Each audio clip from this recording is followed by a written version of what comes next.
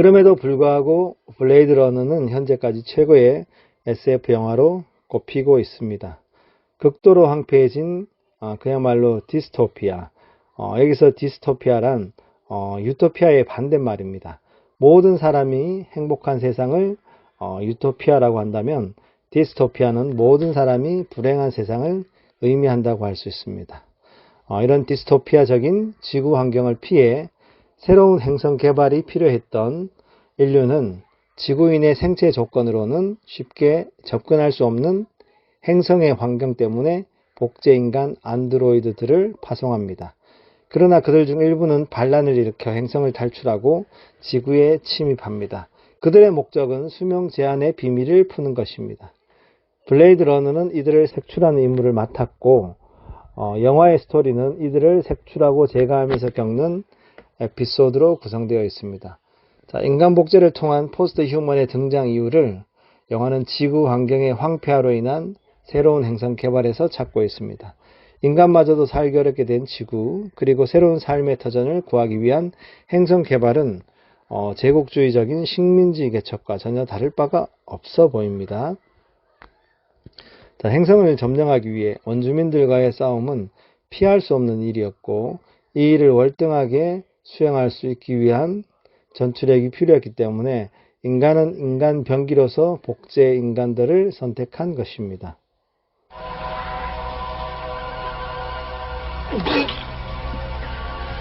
Quite an experience to live in fear, isn't it? That's what it is to be a slave.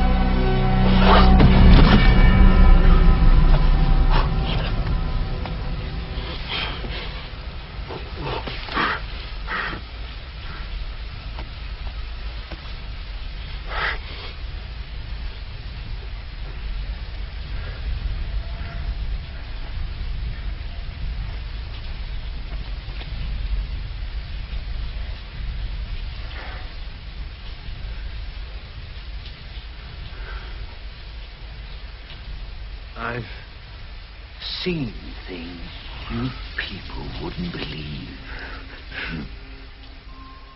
Attack ships on fire off the shoulder of Orion.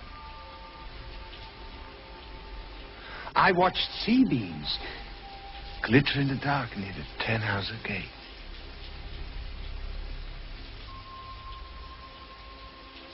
All those moments will be lost in time, like tears in rain. Time to die.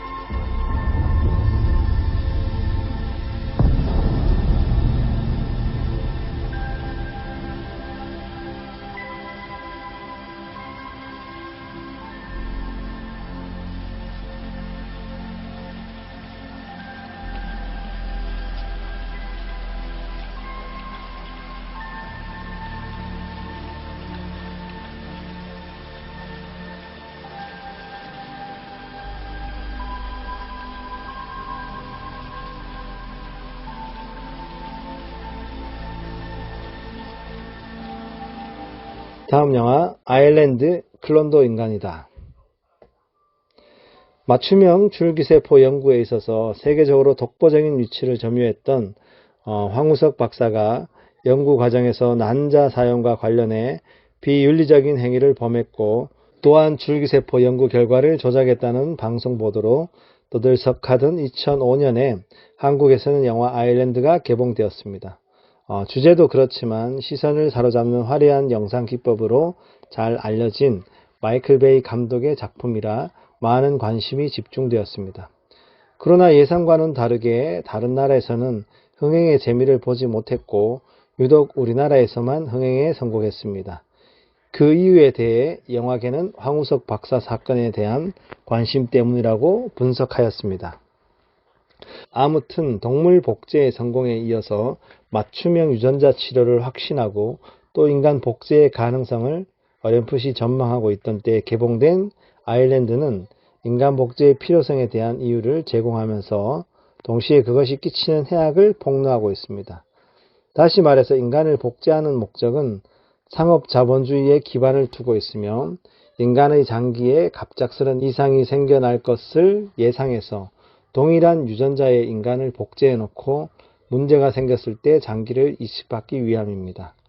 철저히 통제된 시설에서 거주하는 복제 인간들은 수요가 생길 때까지 각자 맡은 임무들을 수행하며 살아가나 자신이 누구인지 왜 존재하는지를 깨닫지 못합니다. 회사에 의해 선택되어 꿈의 아일랜드로 가기만을 기다리는 복제된 인간은 어느 날 우연히 자신이 클론이라는 것을 알게 되고 또한 복제 의뢰자에게 장기 이식의 필요가 생길 때 클론들이 무자비하게 제거되는 모습을 보고 충격을 받습니다. 곧 회사가 말하는 꿈의 아일랜드는 결코 존재하지 않는 곳이며 그곳은 수술대이고 죽음의 시간이며 자신들의 클론으로서 소비되기를 기다리는 상품에 불과할 뿐임을 알게 된 것입니다. 이 소식을 접한 클론들은 마침내 폐쇄된 세계에서 벗어나 인간에 대한 상업주의적인 욕망을 파괴함으로써 영화는 끝납니다. 클론도 인간임을 선포하는 순간입니다. 아일랜드는 복제의 필요성을 장기 공급에서 찾고 있습니다. 생명을 위협하는 장기에 문제가 생겼을 때 언제든지 공급할 준비를 갖추는 것입니다. 마이클 베이 감독은 바로 이런 상황을 염두에 두고 클론의 자기 발견과 정체성 위기를 겪는 과정을 매개로 인간 이해와 관련한 문제들을 심각하게 고민했던 것 같습니다. 결국은 클론에게도 의식은 현존하며 따라서 그 인권이 존중받아야 할 인격체여서 결코 상품으로 소비될 수 없음을 역설하고 있습니다. 아일랜드에서는 단순히 클론의 인간됨을 강조하기보다는 현실 뒤에 현존하며 인간 이해의 변형을 가져오는 클론에 대한 인간의 탐욕과 생명에 대한 인간의 집착을 소비할 수 있게 하는 상업 자본주의의 망령을 폭로하고 경고합니다. 아놀드 슈왈츠제네거가 주연으로 출연한 6번째 날 역시 같은 맥락에서 이어질 수 있는 영화입니다. 지구에 일어난 재앙으로 대부분의 생명이 멸종한 21세기 중반, 자신을 지구 종말의 생존자라고 믿는 한 무리의 인간이 빈틈없는 통제 속에 살고 있습니다.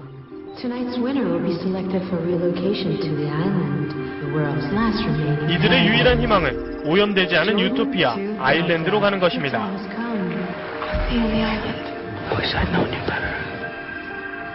하지만 모두가 꿈꾸었던 유토피아는 존재하지 않고 그들은 엄격한 관리 속에서 장기를 제공하기 위해 길러진 복제 인간임을 깨닫습니다.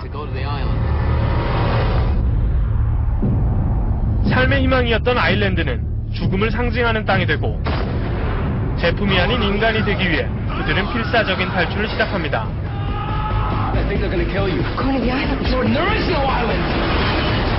삶의 모두가 거짓일 거라는 의심, 누군가 자신의 기억을 조작했을 것이라는 가정을 이미 많은 영화에서 소재로 쓰인 바 있습니다. 그리고 여기에 자신의 삶이 복제 인간의 그것일 수 있다는 영화 아일랜드의 가정은 무서운 속도로 발전하고 있는 과학에 대한 공포이기도 합니다.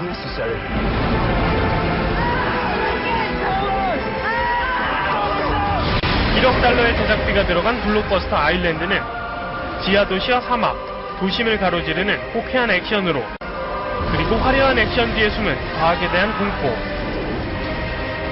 최첨단 과학기술의 산물인 컴퓨터 그래픽으로 만들어진 이 영화가 과학에 대한 두려움을 주제로 삼은 것,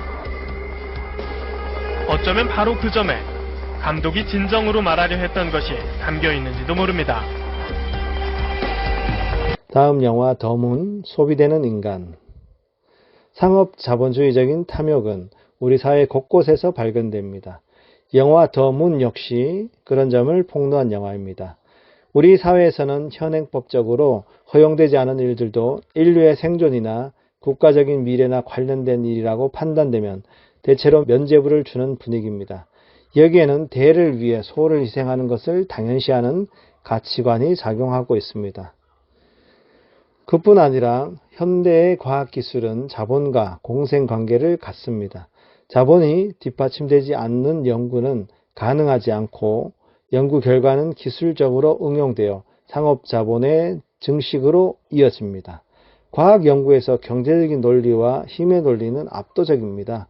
배아줄기세포 연구가 허용된 것도 윤리적인 논의에 앞서 맞춤형 장기 치료를 가능하게 해준다는 낙관적인 희망과 그 희망을 통해 경제적인 이익을 실현하려는 정치적인 이유 때문이었습니다. 인류의 생명을 연장시켜 줄 수 있다는 구원의 메시지가 있었을 뿐 아니라 상상을 초월하는 상업적 이익을 가져올 수 있다는 계산이 있었습니다.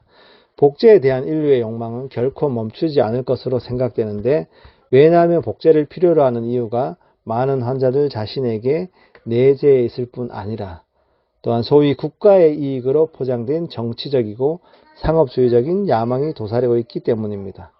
생명의 위기 앞에 있는 환자를 가족으로 둔 사람들의 요구를 누가 또 어떻게 거절할 수 있으며, 경제 및 상업 자본주의에 기초한 문명의 힘을 누가 또 어떻게 막을 수 있겠습니까?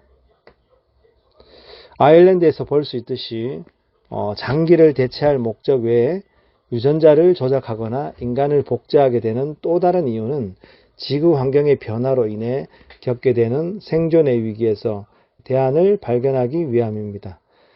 지구온난화로 야기되는 이상기후와 환경의 변화는 새로운 삶의 터전을 얻으려는 노력으로 이어질 수밖에 없고, 지구 자원의 한계는 생존에 필요한 새로운 에너지원에 눈을 돌리게 만듭니다. 이것은 미래학자들이 이구동성으로 예측하고 있는 사실입니다. 이런 상황을 가정할 때 필요한 것은 인간의 접근이 어려운 행성에서 원활한 작업을 위해 필요한 노동력을 공급하는 일입니다. 영화 마션을 볼까요? 화성에 홀로 남겨진 한 사람을 구출하기 위해 얼마나 많은 사람이 희생해야 하고 또 그에 따라 지불되는 천문학적인 비용은 어떻습니까? 인류의 생명 존중 사상을 볼 수 있는 영화였지만, 한 사람의 생명을 위해 또 다른 사람을 희생해야 하는 안타까운 현실이나 천문학적인 비용을 지출해야 하는 현실은 상업자본주의에 익숙한 인간에게 썩 바람직한 현상은 아닙니다. 바로 이런 문제를 염두에 두고 상상해서 만든 영화 더 문은 지구 이외의 행성을 개발할 수밖에 없는 상황에서 클론의 필요성을 역설하고 있습니다. SF 장르는 이런 맥락에서 정체성을 얻고 또 설득력을 얻습니다. 예를 들어 블레이드 러너는 식민지 개척을 위해, 아바타는 고가의 에너지를 얻기 위해 개발하는 행성의 특수한 조건에 적응하며 살 수 있는 유형의 생명체를 복제하는 이야기입니다. 더문 역시 마찬가지 배경을 갖지만 색다른 이유가 있다면 달 기지에서 일할 수 있는 훈련된 기술자를 양성하기 위한 시간과 비용을 절약하기 위함입니다. 이것은 인류가 미래의 에너지원 확보를 위해 해결해야 할 가장 시급한 과제에 해당됩니다. SF 영화들은 이런 상황에서 복제 인간들에게 어떤 일이 일어날 수 있는지를 깊이 있게 성찰합니다. 특히 더 문은 짧은 상영시간과 비교적 적은 CG를 사용하고 있음에도 불구하고 매우 다양한 생각들을 불러일으키는 작품입니다. 영화 더 문의 스토리는 다음과 같습니다. 가까운 미래, 달 표면의 자원 채굴 기지에 홀로 3년간 근무 중인 주인공 샘 벨이 있습니다. 그는 통신위성 고장으로 3년간 외부와 단절되어 자신을 돕는 컴퓨터 거티와 대화하며 외롭게 일하고 있습니다. 긴 3년의 근무를 끝내고 2주 귀환해 사랑하는 가족을 만날 희망에 부풀어 있는 샘입니다. 그러나 샘은 어느 날 기지 안에서 신비로운 한 여인을 환영처럼 보는가 하면 기지 밖에서도 미스터리한 존재를 보게 되면서 달 기지에 무언가 비밀이 있음을 알게 됩니다. 환영인지 실체인지 알 수 없는 존재를 조사하던 중 샘은 곧 충격적인 사실을 알게 됩니다. 더문은 복제에 관한 영화의 종합편이라고 할 수 있을 정도로 다양한 관점들을 포함하고 있습니다. 영화 더문은 인간이 여러 가지 이유들로 클론을 시도한다 해도 즉 과학기술의 발달과 지구 환경의 변화가 클론의 필요성을 역설한다고 해도 그것은 어떠한 정당성도 확보하지 못할 것이라는 메시지를 던져주고 있습니다.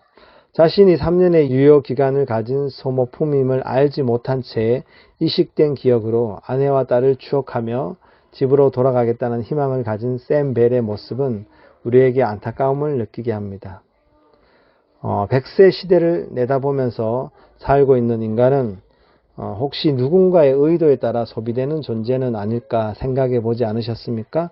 일 중독에 빠져 살고 있는 그 대가로 세상에서 주는 유익을 마음껏 누리며 살면서도 정작 가족과 자신을 돌아보지 못하는 삶을 당연하게 여기는 인간은 혹시 단지 회사, 사회, 국가, 인류의 이익을 위해 사용되는 소모품은 아닐까 생각이 듭니다. 자, 그렇지 않다는 것을 누가 알 것이며 또 어떻게 확인해 줄 수 있겠습니까?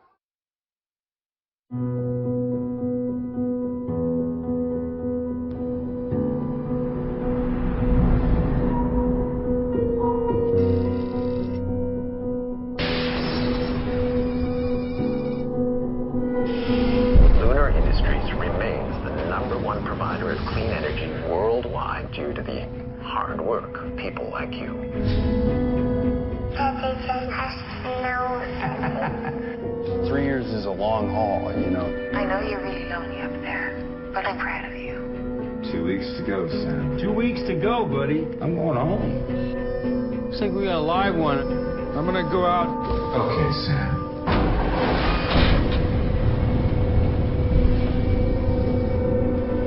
Leaving Sarang working perimeter.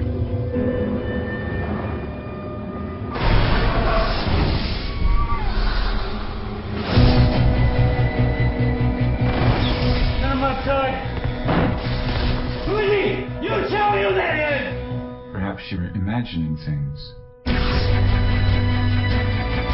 What's going on? Where did he come from? Why does he look like me? You've been up here too long, man. You've lost your marbles. 2 weeks, 2 weeks, 2 weeks. I don't understand what's happening. This is my mind. I want to go home. I know.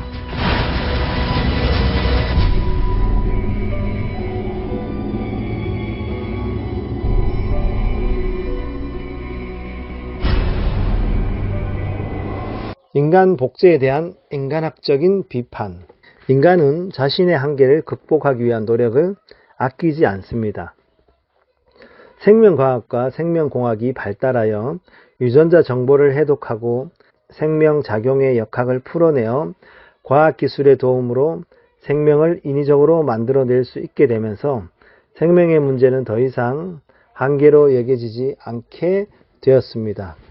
물론 영원히 사는 문제는 여전히 풀 수 없는 숙제지만 유전자 조작으로 원하는 형태의 생명을 만들어내고 장기이식을 통해 생명을 연장하는 기술은 이미 개발되었습니다. 더군다나 트랜스휴먼은 이미 현실이 되었습니다. 그러나 그것이 과연 바람직한 것일까요? 과연 생명공학의 혜택은 인간 모두에게 돌아갈 것인가? 아니면 자본의 힘에 좌우될 것인가? 한번 생각해 보지 않으셨습니까?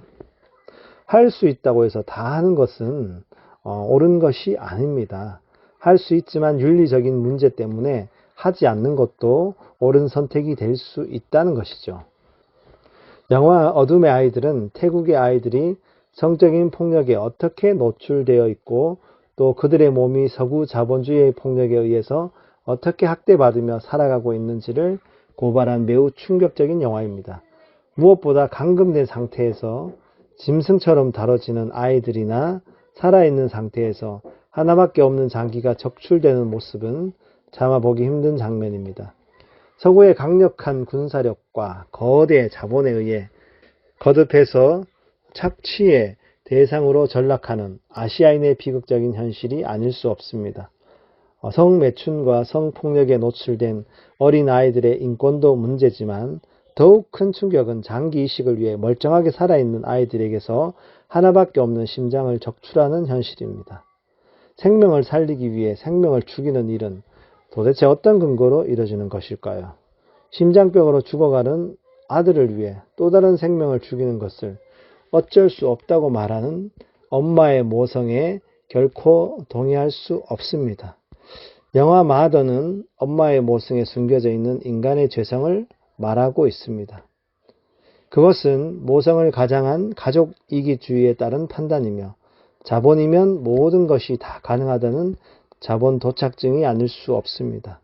영화 황해와 아저씨에서도 살아있는 자의 장기 적출과 장기 매매 현장이 폭로되고 있습니다. 영화에서 범죄 집단에 대해 잔인하다고 말할 정도로 폭력이 등장하는 것은 정의에 대한 이 사회의 최소한의 양심을 표현한 것이라 생각합니다. SF적 상상력에서 볼 수 있는 생명 복제를 통한 포스트 휴먼의 등장이 과학기술의 발달로 인해 높은 실현 가능성을 가짐으로써 인간의 존엄성을 염려하는 소리가 높아지고 있고, 또한 이에 대한 책임감을 인식한 생명 복제의 윤리성을 묻는 논의가 다양하게 전개되고 있습니다. SF 영화는 미래의 기술을 예언하기도 하죠. SF 고전으로 불리는 영화의 속편이 최근 개봉했는데요. 이 영화에 등장하는 복제 인간은 얼마나 현실 구현이 가능할까요? 구가인 기자입니다. 복제 인간을 소재로 한 1982년 영화 블레이드 러너는 공각기동대, 매트릭스 등 수많은 영화에 영향을 준 SF의 고전입니다. 그 30년 뒤를 그린 속편 블레이드 러너 2049가 최근 개봉했습니다. 전편 개봉 당시 인간 복제는 허무맹랑해 보였지만 10여 년 뒤 복제한 돌리가 탄생했고 이젠 소, 돼지 등 다양한 복제 동물이 나왔습니다. 최근엔 유전자를 바꾸는 편집 기술도 개발됐습니다. 심지어 유전자 자체를 만들어 인공 생명체를 탄생시키는 연구도 진행 중입니다. 다만 전문가들은 영화처럼 성인을 복제하는 것은 과장됐다고 설명합니다. 엄마 뱃속에서 태어날 때 상태, 그 상태로 복제하는 것을 지금 현재 상태의 동물 복제라고 합니다. 그런데 이게 조심스러운 게 한 5년 뒤, 10년 뒤는 그런 게 될지도 모르는 거죠. 속편에는 매력적인 인공지능 연인부터 게임기 같은 무인 폭격기까지 다양한 기술이 소개됩니다. 특히 네온사인을 홀로그램이 대체했는데 실제 홀로그램은 요즘 K-POP 스타들의 공연에도 활발히 쓰입니다. 그만큼 발전이 됐다라는 식으로 묘사가 된 거죠. 영화에 묘사된 것 같은 그런 거대 홀로그램을 현실에도 보게 될 날도 어쩌면 2049년보다 더 빨리 올 수도 있지 않을까. 이번 영화는 또 얼만큼 현실화될까? 미래 기술에 대한 기대와 우려가 함께 나오고 있습니다. 채널A 뉴스 구가인입니다.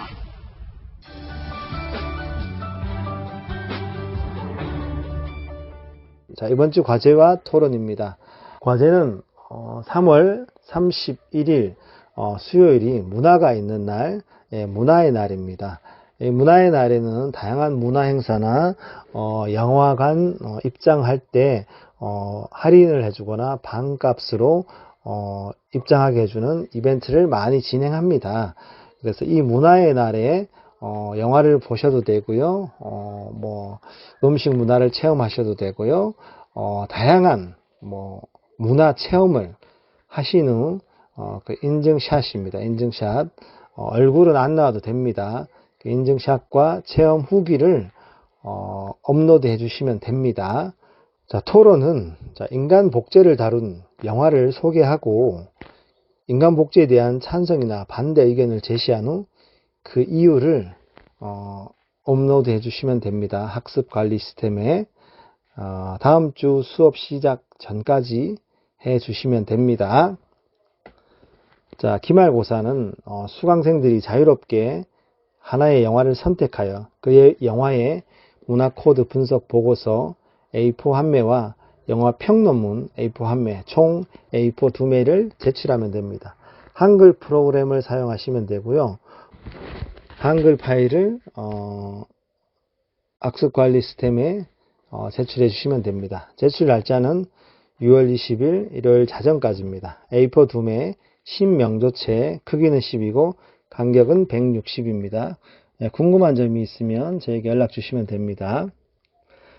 지금까지 영화를 통한 글로벌 문화이해 강의를 진행한 만나는 모든 사람을 녹여버리는 남자, 용해시켜버리는 남자, 믿을 수 있는 남자, 신용할 수 있는 남자, 컬처리스트 신용이었습니다. 감사합니다. 다음 주에 즐거운 모습으로 다시 만나겠습니다.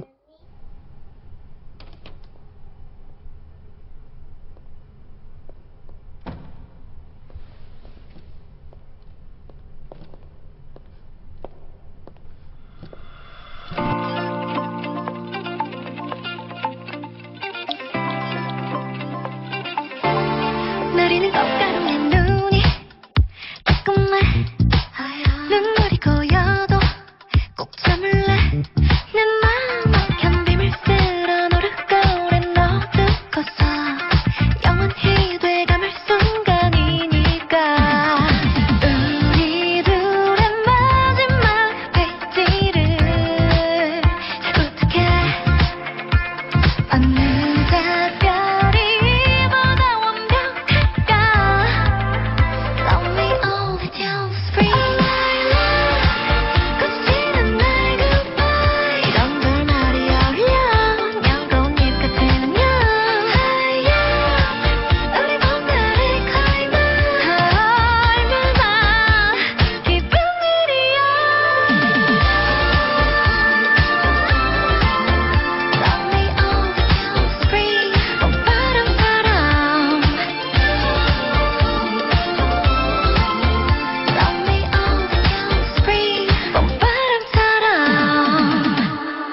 기분이 바라건 노래 구름에 입꼬리는 살짝 올린 채 어쩜 이렇게 하늘을 더 바라만 더 완벽한 건지 오늘따라 내 모습 맘에 들어 수많은 그날처럼 예쁘다고 해줄래 어느 이별이 이토록 달콤할까 Every song's mystery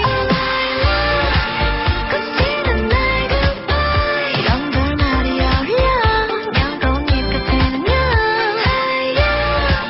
우리 봄날의 클라이마 얼마나 기쁜 일이야